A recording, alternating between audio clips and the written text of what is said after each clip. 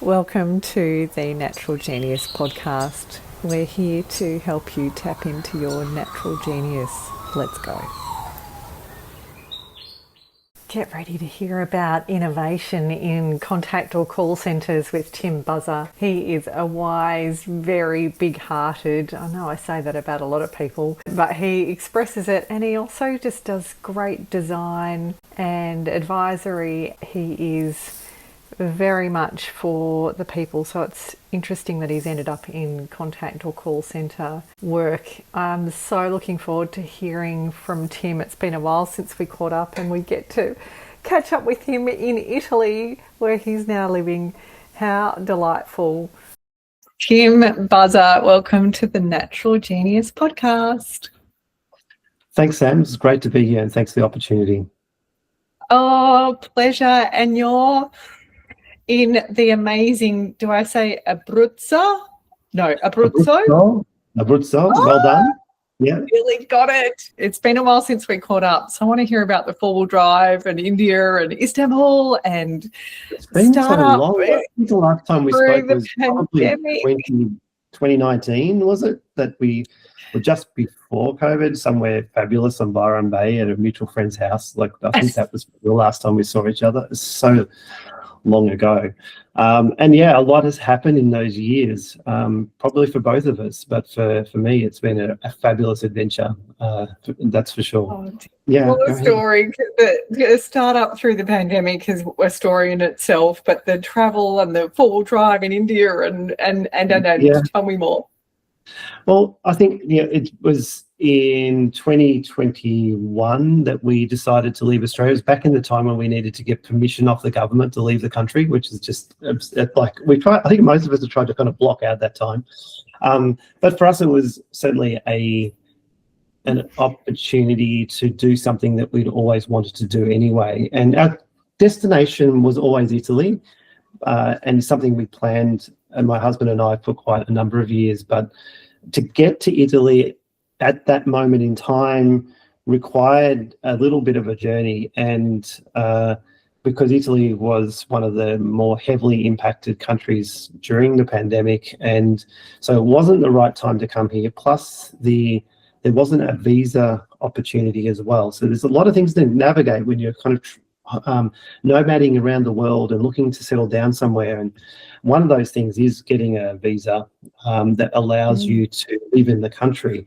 And so Italy had indicated that they were going to introduce a digital nomad visa, which is what they did and how we live here today. But we needed to wait for that to go through the Italian bureaucracy to come into life. We didn't know how long that was going to take. It was going to be years, but we didn't know how many years. So in 2021, we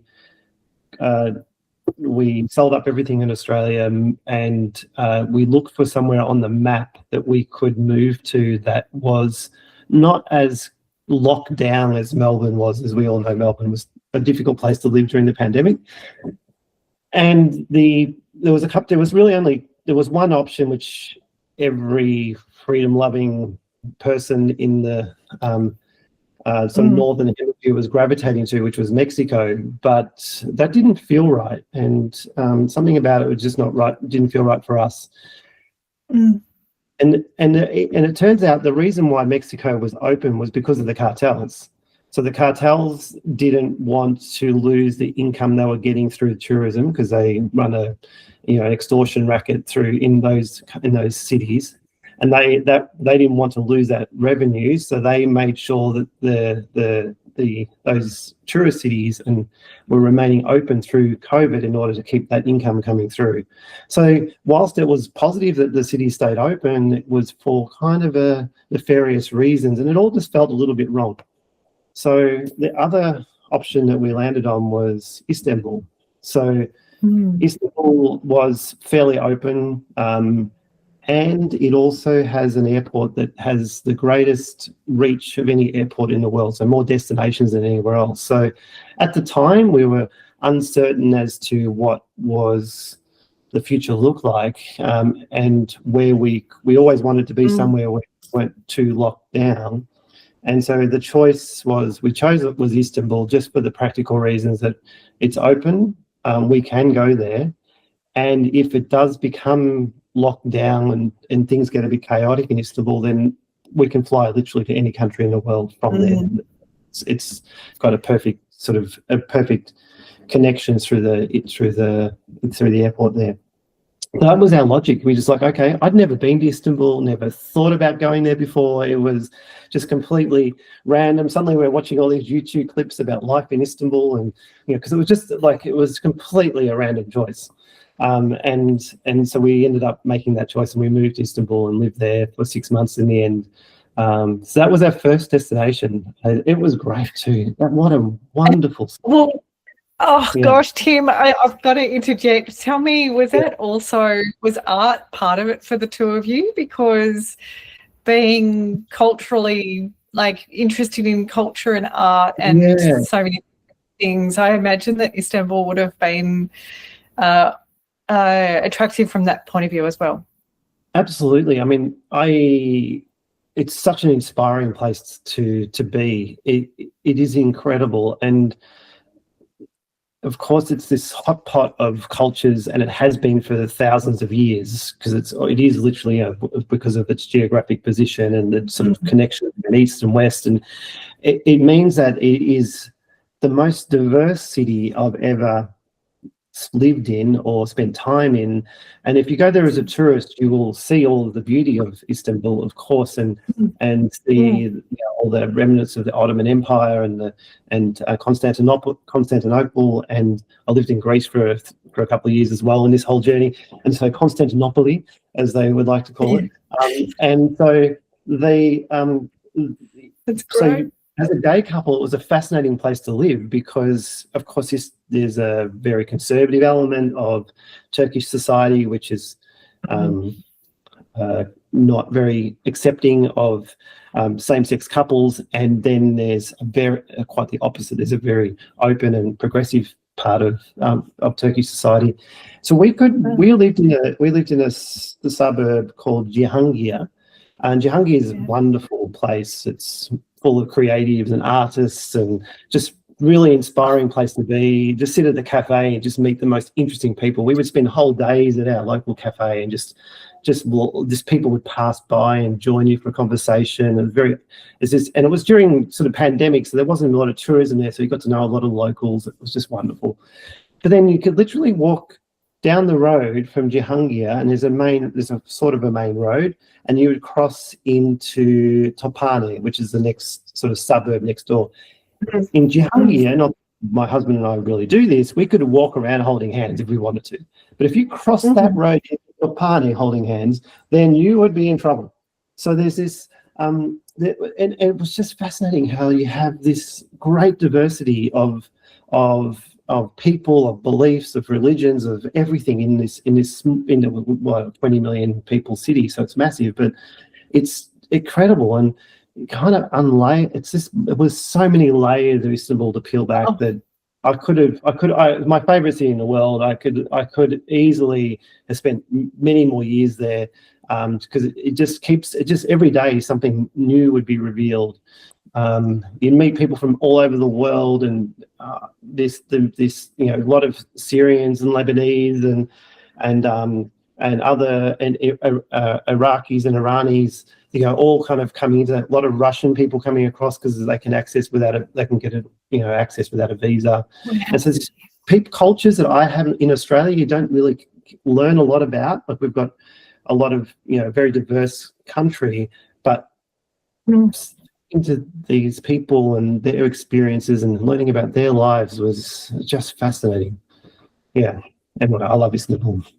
Oh, Tim, you just described that so elegantly and eloquently. That was just a slight trip down memory lane for me as well, because I loved being there as well. And I loved that some parts of Istanbul had not changed in decades, that the photos almost looked the same. And one of my favourite sites as a tourist there was the underground cistern and the incredible atmospheric. It was. I wonder if it was relatively new when I went there and saw the renovation that they'd done, and there was, I think, wooden walkways, and then the slight amount of water, and then Medusa's head on the side, and massive sculpture, and then this beautiful low lighting and or music strongly through that space of this underground waterway. And then you pop out from there and there's the Topkapi Palace and the Blue Mosque. It was just phenomenal to be, and all of the incredible food and, as you say, lots of art and culture. So, Tim, with that love of Istanbul, tell me what happened next and how did you decide to do? Period, we had a startup which we kicked off just as a pandemic opened, which was providing flexible working solutions to a contact center, flexible scheduling, empowering agents to manage their own rosters, which I'm still, which we ended up selling. So we exited about a year ago, and now I contract to the company that we sold that to. So it was a successful journey. So we successfully grew this startup. While journeying. yeah. Whilst traveling around and working lots of different hours. And Tim, if I can I just ask also, was that did that idea come to be because of the pandemic, or that was just the timing that you just earlier? It was just a coincidence that sort of the world's mind was opening up to the benefits of flexible working when we kicked that off. So we kind of formed the company in 2019 and launched in February of 2020. So it was just it was prior to, but on the cusp of.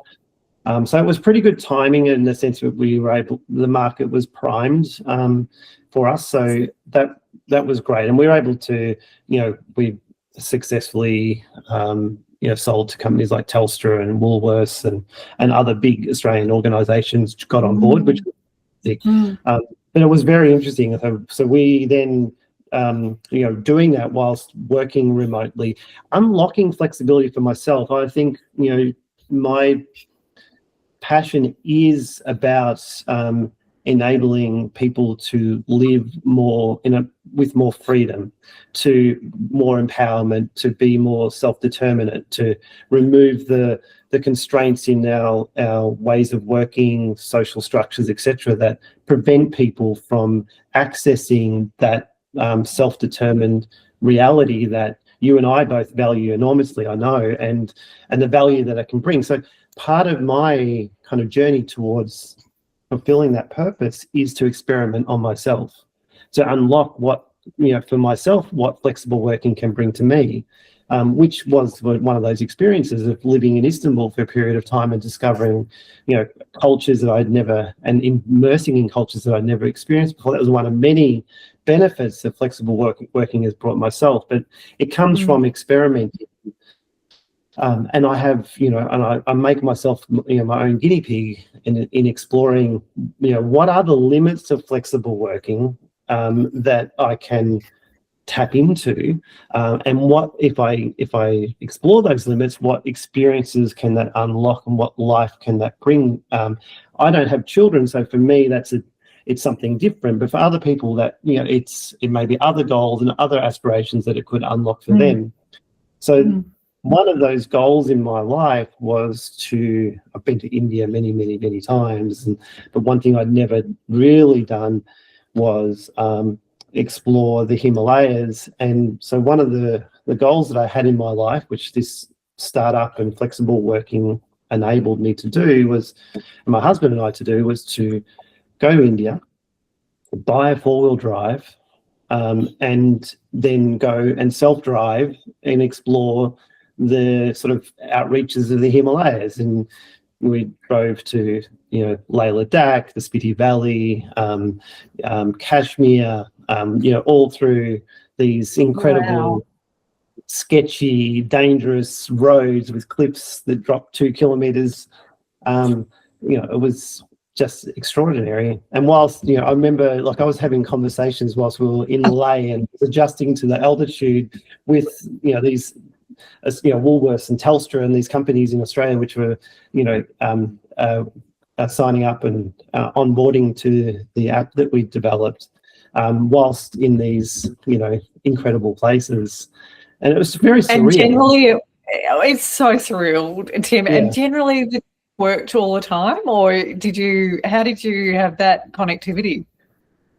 It's incredible. Like, India, because of the population, they have, I mean, I did carry 3 SIM cards, but I always managed to have very good sort of 5G, 4G connections. In the most places. You think, well, how is that even possible? But they have the population that supports these, you know, that sort of network. Whereas, you know, it's very different to Australia, where we're a small population, big country.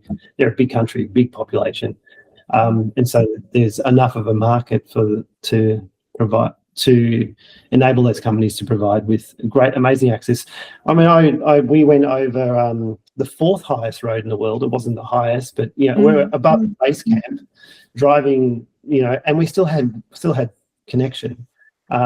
So that was a weird experience. We drove around with cans of oxygen in the car, because you go from sort of 3,500, 4,000 meters to 6,000 meters, then back down again, and that would happen in just a few hours. And so normally you'd hike your way up over a few days to, you know, we were literally a few hundred meters above Everest Base Camp in the equivalent height for some of these passes. So you could driving up and say, I'm feeling a bit wobbly, you know, I feel a little drunk. So you grab this can. Still driving, take a big sort of breath, couple of, you know, chugs of oxygen, and then keep going. And Tim, and I just feel like your clients were so lucky because they were getting great advice from you, and assumedly getting a lot out of this new app. Yeah. And at the same time, where are you calling from? What have you been up to in the last few days? There's some value in that, you know, that relationship building that happens with the customer, because it opens up. It's a safe conversation. You get to build that relationship, get to share a little bit about yourself, because, you know, obviously where I was working from was interesting. The backgrounds were always different. Where are you this week? You know, became a common theme to kick off, you know, sort of the weekly check-ins with the customers. But how much I loved, of course, it was always nice to share that with them, and you know, even if give them a little vicarious outlet, which was fun.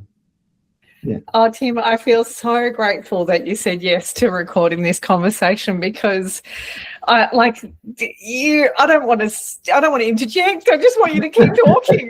So just tell me more. And also, as you're talking about India, I'm remembering a really lovely woman I met last year was telling me about her and her friend. Her friend hadn't even ridden a motorbike before. They bought motorbikes in the Himalaya or somewhere in India, and then they just went motorbike riding, and sometimes they got lost. And I was just like, oh my gosh, for some people, like, I mean, we all have different risk tolerance and like adventure tolerance, and goodness, I mean, you two must have the most amazing stories. And back to what you were saying about Istanbul and sitting in the cafe all day, I felt so fortunate for the people that were stopping by and chatting to you two. And now you talk about all the different people that you met up with. It's just extraordinary. It's a great thing about traveling, or actually, no, not traveling. Traveling is, yes, for sure, but there's incredible amounts of insight and experiences that are unlocked when you live in a place for a period of time, just anchor there for a bit. And so 6 months, 12 months, and then you start to get to know the people. They start to open up, you start to learn about their lives, and you start to for me, that's incredibly valuable. And so, you know, in the time, in this sort of whole journey, we lived in Istanbul. We did have a base in India, so we based ourselves in Chandigarh, which is just sort of at the foothills of the Himalayas, and we would then do sort of trips for a month or so, and then come back again, and then do another trip and come back again, so that these loops through the Himalayas. And then when the monsoon came and we couldn't get back up into the Himalayas because of all the and it happens every year, thousands, I'm not sure if it's thousands, but at least hundreds of people die every year from the monsoon floods up in the Himalayas. It's not at the top because it's a desert, but on the way up you have to go through places like Manali and Shimla, and and other sort of access the Himalayas, and they always get flooded every year, and people die, and it's very tragic, and it's just dangerous. So we went to the desert, so Rajasthan, and explored there, and we do a loop. So we were living in one place, and again, then we moved to Greece after all of that, and lived there for a couple of years. And then when the visa finally got introduced in Italy, we moved here. So we had a long enough period of time in each of these countries that I knew not a lot about, except for India, but everyone was new to me. And you just get to experience what life is like for people in a very different world, their perspective, their understanding of reality, and it's expanded me as a human being, every one of those interactions. So it's addictive. It is addictive for sure. And we've got itchy feet again. We've been here in Italy now for a year, and we're renovating a house. We can't really go anywhere while those renovations are happening. And so my husband and I were both kind of reflecting only last week about how we're ready to kind of explore again, but we need to stay here probably for another 12 months just to finish the project that we're underway. But yeah, it is it's a thrilling thing to be able to experience. Amazing. And what about through Europe and weekend trips? I mean, you're just describing different versions of travel and adventure and connection with communities. I mean, a lot of people ask me, why have you left Australia? And I get that also here in Italy, because a lot of people in Italy and in Greece all the time, why would you come here? We want to go there. So there's a lot of, it's a common question that we get is, why did you leave Australia and why do you want to live here? Because this is from the locals. And part of it is just accessibility to the rest of the world, for sure, to your point. Like, it is, Australia is a beautiful country, but it is on the edge of the world. And just to get anywhere beyond Bali is a mission. And so that's definitely part of it. But it's deeper than that.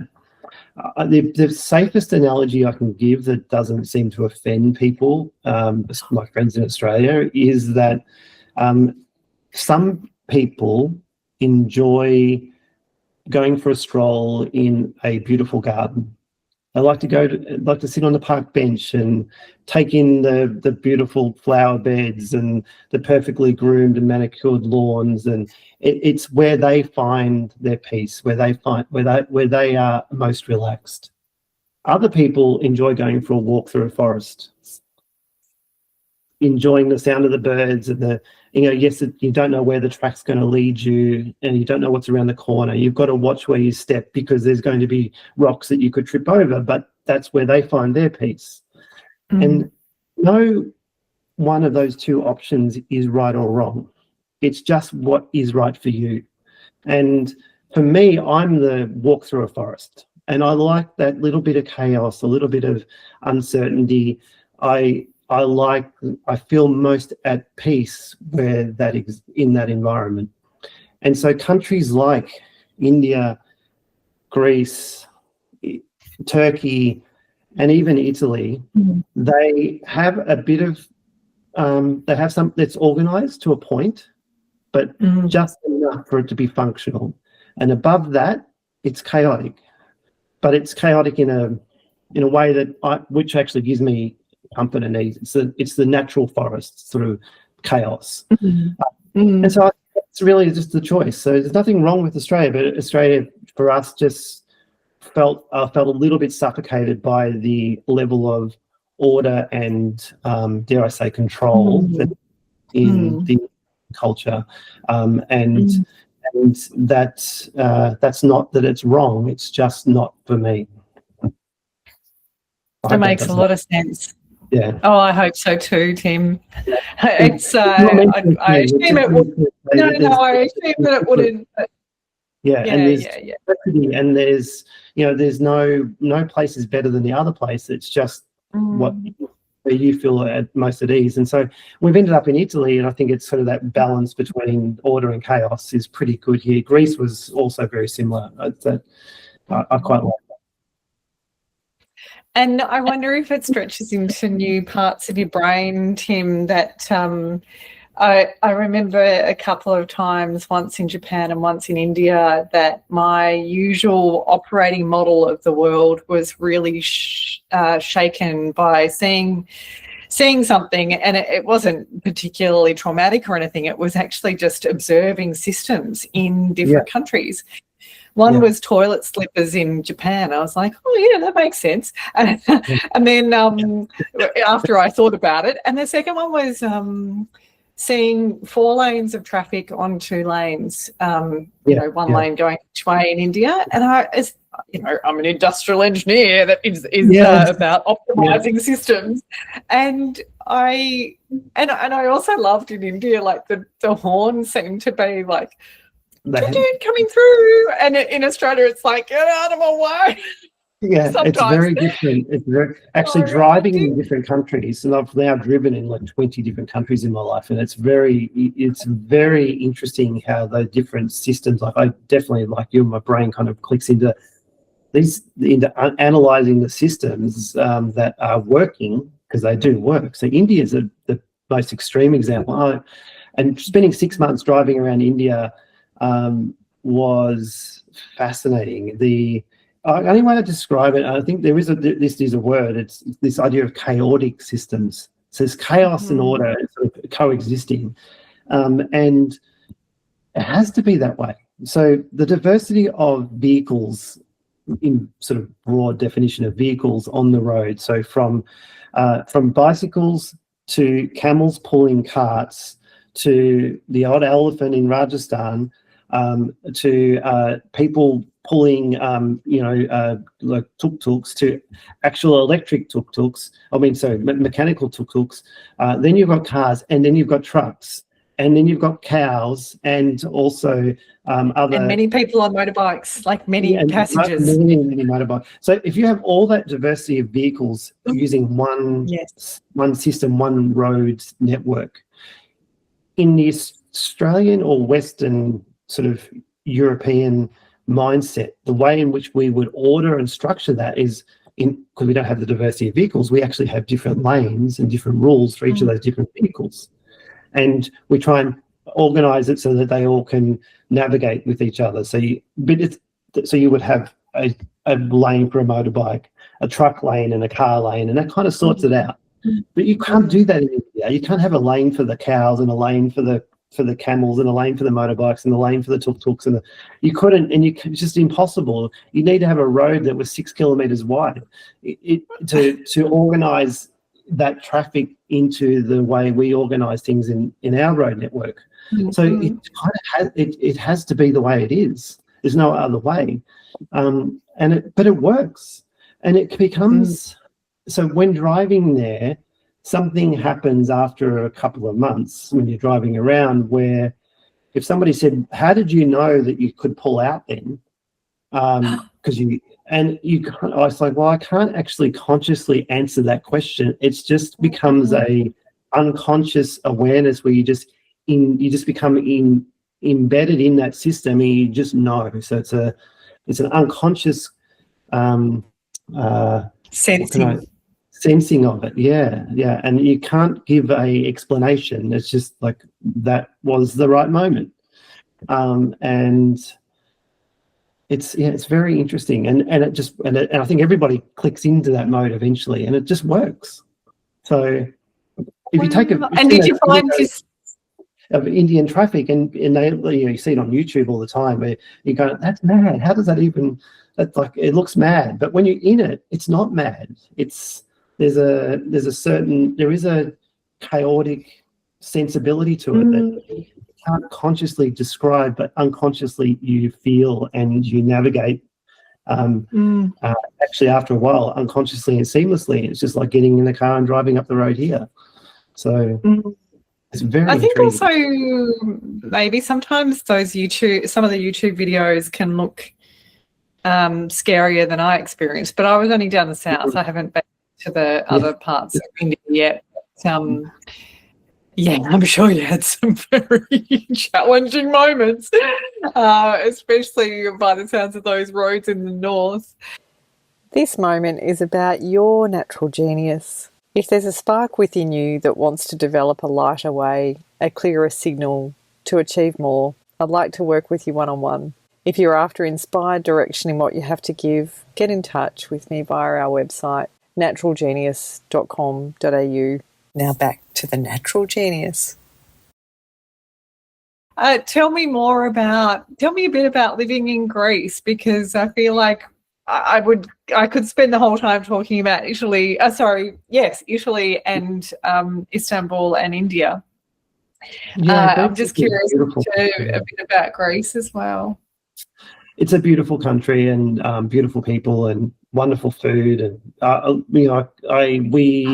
heart sort of pines for Greece after a year of living here in Italy. We still, given the choice, I'd still choose to live here, but I am torn. A part of me sort of now is always going to, we've got friends there, and you just want to go back. It's an interesting country that has a peace to it under the surface. Like, definitely the people in Greece have had a very difficult couple of decades, and the economy has been challenging and jobs are difficult and the incomes are very low. So a school teacher in Greece earns 850 euros per month.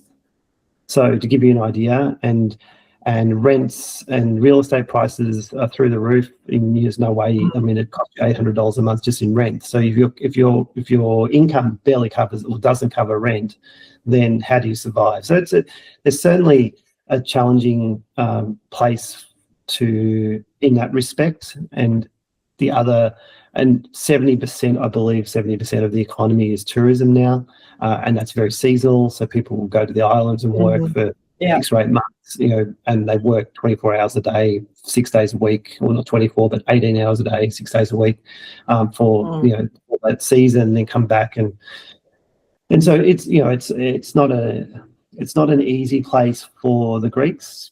So that's on the surface. Beautiful people as well. Strength through resilience is the example of resilience is phenomenal. But it's also a difficult place. I want to get to something else, but the other thing interesting part about Greece is it takes longer to get to know people in Greece. The Greeks to open up to you because of their this. I hope anybody who's Greek is listening. I hope I don't offend again anyone, but just my observations.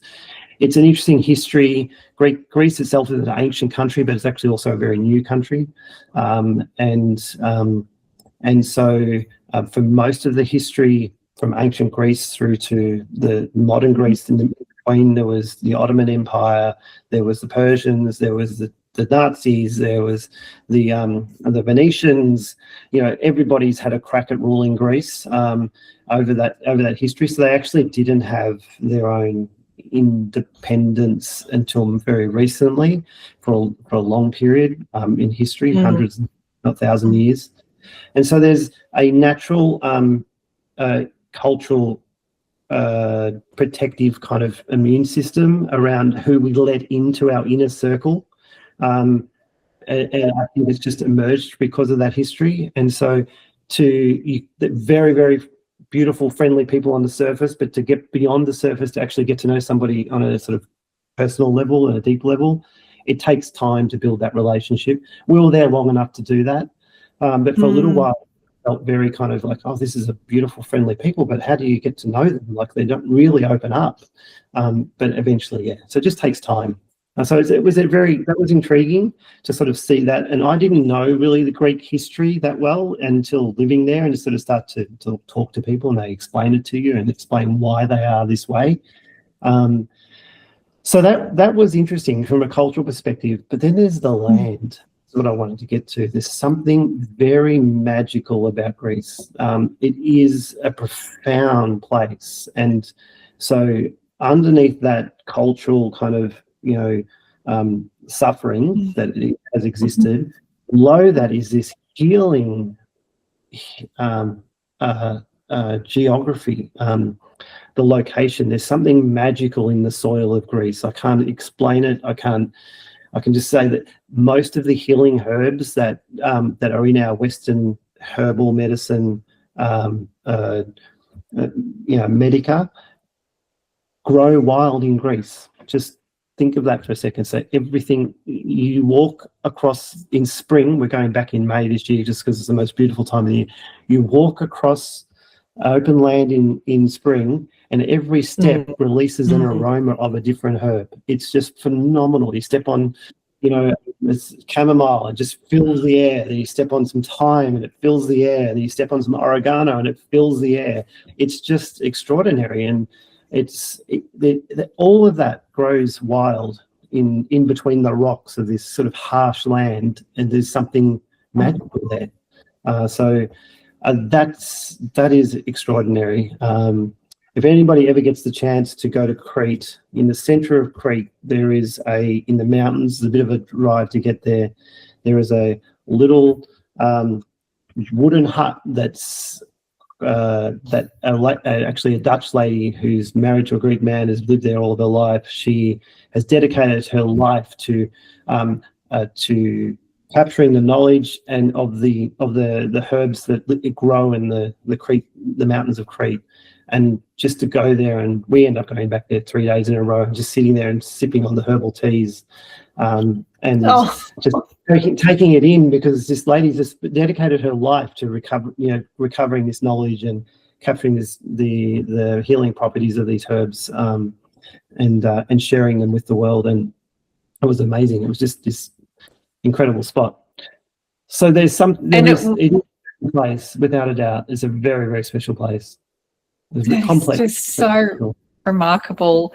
And before you said Crete, I was thinking of Crete because I did the walk, one of the walks from the hills down to the beach in Crete, and that was absolutely outstanding. And in May. Tell me, from that experience, Tim, what have you integrated within your own life? Like, are there certain herbs that you have day to day, or is it just this lovely awareness of having learnt?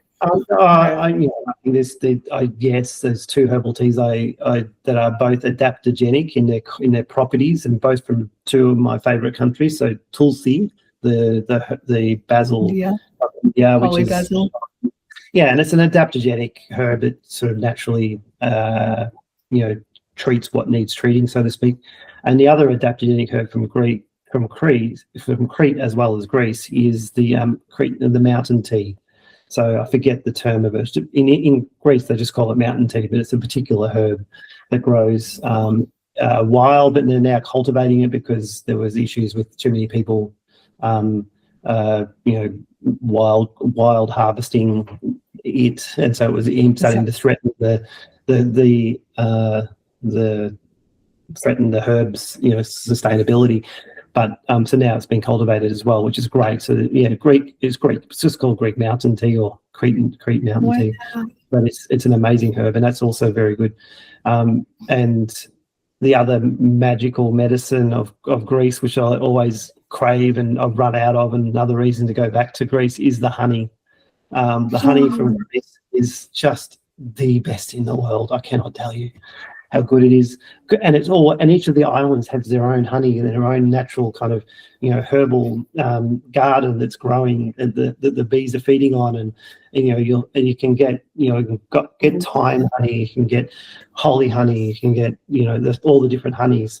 There was one honey that we discovered in the Peloponnese, which only happens every few years, where the I think they're elm trees, where the little mite gets into, it's got to be perfect conditions for this, where this little mite burrows into the trees, and that releases some sap, and then the bees come and feed off the sap, and then that produces particular honey which looks like molasses. It's black honey, and it's and it's thick too. Like it's got a different mouthfeel, and it was extraordinary. And it only happens when, every now and then, not every year, when particular kind of environmental conditions allow for these mites population to explode and then cause them to be leaked and etc. And so, whoa, I can feel your heart expansion. I'm so pleased to hear about that. Yeah. And tell me, Tim, I'm mindful of your time. I don't want to take too much, but goodness, I could just listen to your stories till the end of time. Is there anything else that you wanted to talk to? We didn't even get to contact centres and AI and stuff like that. No, we didn't have to, but is there anything that you want to share about what you love or any of your other stories? We didn't even talk about Italy yet.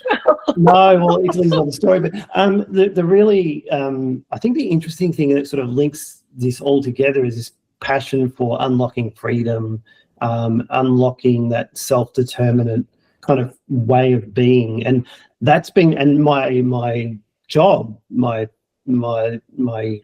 company, and what I do is about enabling systems of work that actually create that same opportunity for other people that I've been able to create for myself. And that may not be exploring the world. It could be just being able to spend more time with my children, being more present for my family, whatever that way of being is that that somebody wants to create in their life. And so that's really the linking sort of thread here. And what I have learned is that the true determinant of that freedom of being able to be more self-determining isn't control over where you work or where I live, even though we've been talking a lot about place here. It's more to do with time, control over our time. And that's the thing that has been a very abstract concept to explore, but also to unlock for people. So we go to school and the bell rings, and we go to our next class. The bell rings, we go to recess, the bell rings, next class, and so on. And so an external authority has control over our time as children. Then, while most people then go from schools to university, they've got a little bit more freedom with their time, and then from there into a job. And a lot of frontline jobs, that we have, whether it be factory work, call center work, or others roles like that, retail, hospitality, etc., there's still an external authority controlling our time. It's the employer saying, at this time you need to be at work, at this time I need you to take your break, at this time I want you to do this task, and so on. So their time is being ordered, structured, and controlled by an external authority. And most people go through, a lot of people, not even say most people, go through their entire lives not even conscious of the fact that there is an external authority controlling their time, determining how they spend their time. And that has been the biggest unlock that I have seen for in work and in life for people, is giving people, taking away that external authority and giving them the power to manage their own time.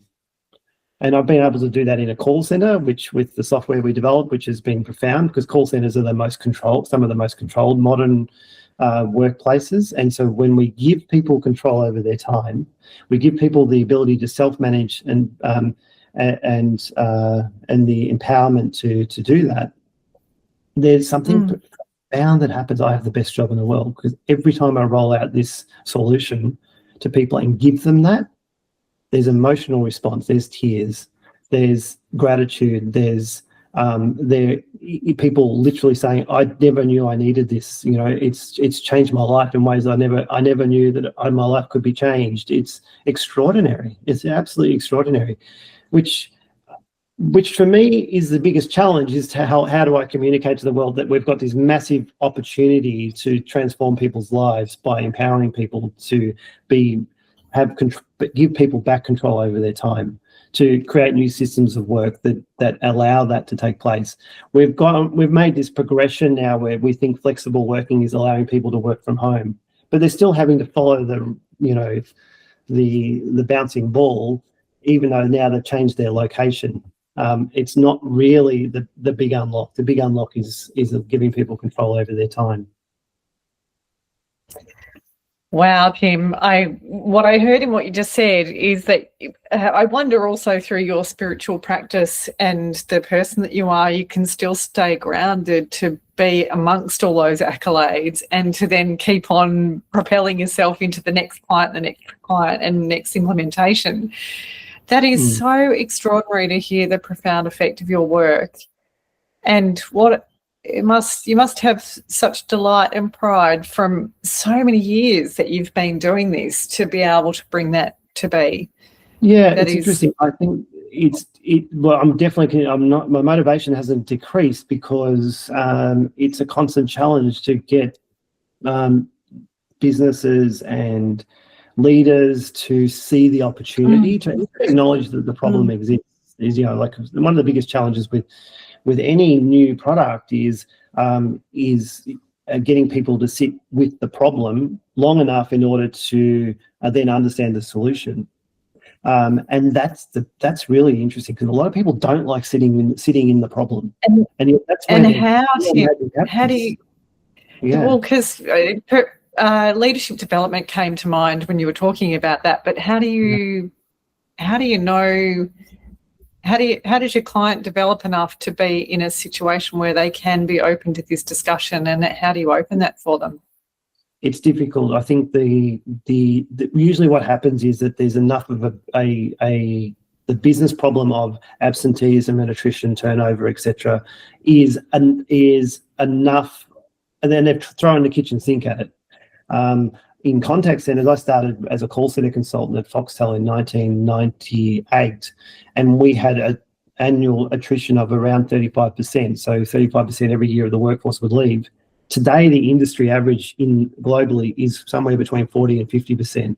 And that's despite, in that 30 years, us throwing everything at that problem, of trying to better engage the workforce in these environments. The industry's failed, absolutely failed in that 30 years, despite all the things we've implemented, all of the different solutions that we've attempted, from started with fruit on Friday afternoons in the breakout room to what else have we done? We've provided different working conditions, increased salaries. We've done all sorts of things to improve engagement in the workforce, but it's actually still got worse. The industry's performing worse than it was 30 years ago. Because at the core, we've got this issue with the design of the work. So it doesn't matter what you paint over the top of it, you still got this fundamental job design issue, which I'm calling it out as it's largely to do with this highly rostered, working environment, which is incoherent with the modern person's life. And if you've got incoherence between work and life, then unless you resolve that incoherence, then there's always going to be that tension, and it results in attrition. So that's the problem you can put into business speak. But getting people to understand, this is my biggest confrontation for me, is looking at the fact that I spent nearly 20 of those 30 years working in that industry, contributing to a system that actually was causing harm to people. So I was a people leader who cared passionately about the well-being of my staff and dedicated my life to that, to creating a good experience for those people who I felt responsible for, not knowing that even though that was my motivation, I was actually contributing to a system that fundamentally at its core was causing harm. And so that's a big aha moment. Now, you either can look that in the eye or you don't, and which is the challenge. So my latest sort of exploration is, how do you get people to look, to be, again, I'll get back to this point of being able to sit within the problem and be uncomfortable long enough in order to get the insights, in order to find solutions. And therefore, and I've got this, the Cynefin model, where you have a different sort of systems of, simple, complex, complicated, So simple, complicated, complex, and then he uses chaotic systems. There's four different systems, and there's different approaches and ways of being in each of those. My theory is he last one wrong in chaotic. It's not chaotic. It's just that the problem that is emergent in that space is existential. So it's an existential problem, and therefore we respond to that in a different way than we do to the problems that exist in complex, complicated, or simple domains. If it's existential, it means it's a threat to my existence. That's the definition of existential, or a threat to existence. It's not necessarily a threat to life. It could be a threat to my worldview. It could be my threat to my understanding of myself. It could be a threat to my ego. It's a threat. It's a threat to the existence of an aspect of yourself, basically.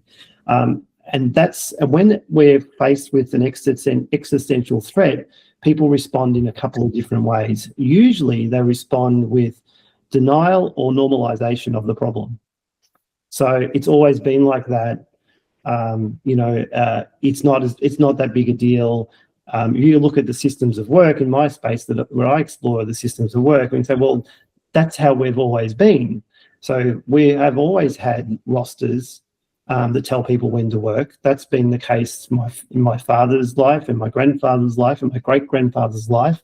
As long as I can think back into living and genetic memory, that's the way it's always been. So you can easily go into denial or normalization of that problem. And so that's kind of the response that people have.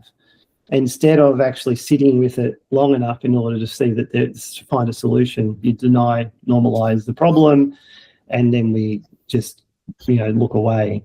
And I think that's the challenge. I think it's a problem not just in my field where I work, because I'm on the edge of unlocking new ways of working, and that's where I like to play, and trying to get people to engage.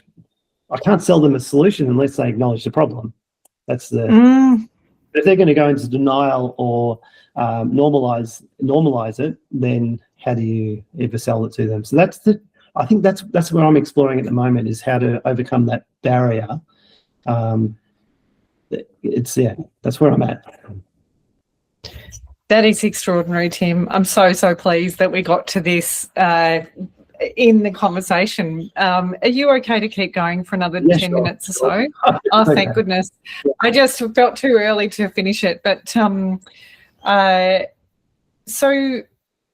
what I also just heard, the outcomes that you get, it must be so lovely, Tim, because of that what you just described of the state that people are in when you come in to help out.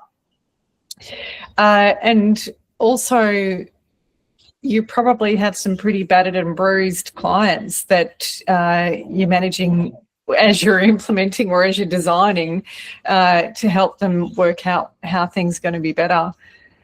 What a shining light you are. Thank you. It's kind of you to say that. You hope that part of my way of life is to just try and live a life of example, because one thing I did learn the hard way was when faced with this, you can see, like we've all been there, where we can see a problem that needs fixing. Mm-hmm. You yell from the treetops, from the at the top of your voice that look over here, this needs fixing, and nobody's listening. We've all felt at different times in our life where you can see something, it's so blaringly obvious to you, and yet you can't get anybody else to kind of see what you see. And I've tried, and that's kind of where I've felt like I've spent a lot of my time, is in that place. It's like, pulling my hair out. Can't you see that what you're doing is causing harm to people? But you're a good person, and I'm sure you are a good person, but every day you go to work and you're actually causing harm. Feeling. But that's not going to get them to open up, because you're just then threatening, you're just going into that existential problem space, and people just look away. I don't want to hear that. So standing and preaching doesn't work. standing on top of the pulpit and saying you need to do this differently, it doesn't work. It's the most ineffective way in which you can tackle that existential problem space. And so I think the only way is to live a life of example, and that's it. Nothing more. And so part of my life and why I think, the marrying up of this adventurous life of living in different places and living, the way the life that we live, it marries up with the work that I do, because I'm experiencing the benefits of that freedom of working, of systems of work that I've created for myself, and I can show that through example of my life, and hopefully that then is an attractive to other people to explore that for themselves, and not preaching, not standing on the pulpit, just being. And still my biggest challenge. Every now and then I just look at something and you just want to yell at the at the void and say, don't you know? Can't you see that this is the way it is? But it doesn't achieve anything. All it does is make you frustrated. There's this conversation at the moment about AI and people talking to AI as a counsellor, or to be able to expand into different areas of their being. Yeah. And you've just described a channel for people to get into themselves more deeply through changing up the way that they work. And it's so lovely to talk to another person who is innovative and a systems thinker and curious as to how to make things better for people. It's just so wonderful to hear what you're doing. I think there's something, I'm going to say this, I will go down a very abstract path that's here. My experience of reality is everything we experience on the external world is just a mirror of what is available to us on our inner world. So getting into the spiritual side of things, if you wanted to find it that way. So technology is no different. So on I think our natural state of being, at a deep inner level, we are all interconnected. We are all communicating with each other all of the time. There's another level of reality where that's true. And then on the physical level, we create technology that enables that. Same thing. So then the physical world is just mirroring what is already a reality on a deep inner level. Inner reality, like you almost call it dimensional realities. So this inner dimension, external dimension. And so we have technology that enables us all to be interconnected, whether that's a mobile phone, internet, etc. So that's just mirroring our natural state of being, but in a third dimensional physical reality. AI is also just a mirror of our inner reality, which is a connection to our higher self, to an all-knowing self that's already there, that's already exists. And so we're manifesting on the physical world, in our physical world, a mirror of what is already a reality in our inner world. So this AI is an expression of that, and so on. So, the physical reality just keeps on expanding in response to what is already true within ourselves. So, there's a risk people will default to an AI version of their higher self as opposed to tapping into their actual higher self, their actual inner wisdom. And that's true. That is the trap. But is that already the trap of the external world? That, the external world can, we give ourselves over to that, and we don't tap into our inner self. So as a result, because we're constantly being distracted by drawn to this kind of the dramas, the crises, the technologies, whatever it might be of the external. So, finding that balance. I'm not saying the physical world is a bad place. It's just that, I understand it's where it sits within the layers of reality that we exist within.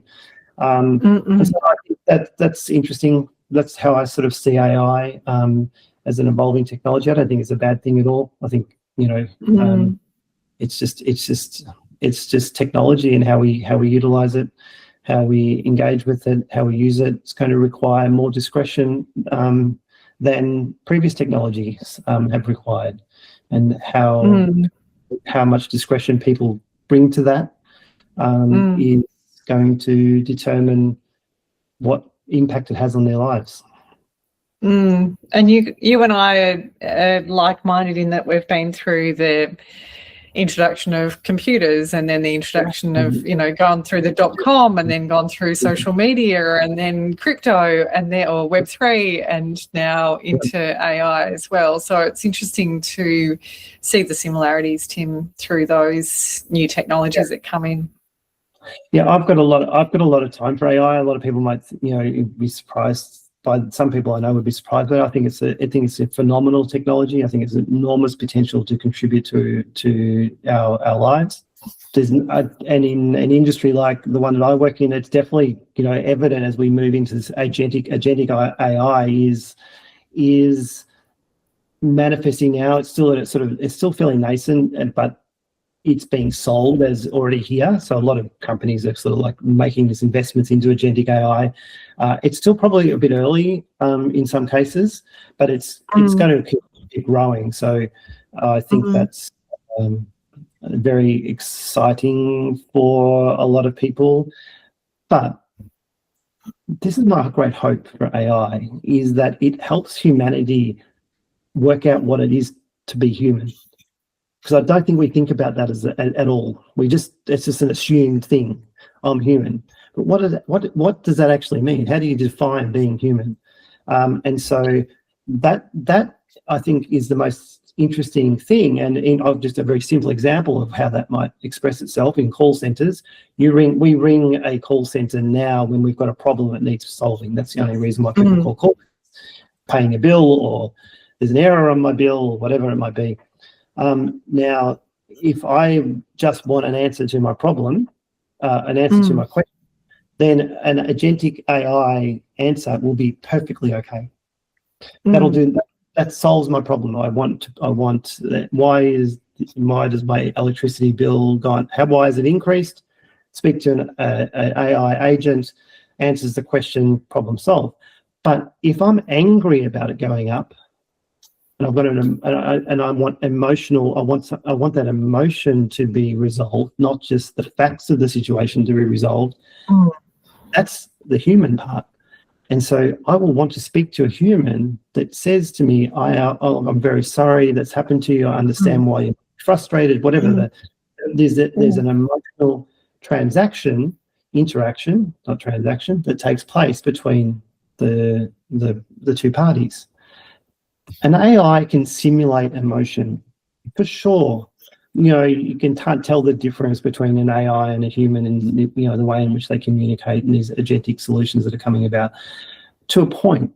But if we go deep, emotion is energy. There's a great saying: emotion is energy in motion. It's trans-rational in its way it operates. It's interdimensional in the way it operates.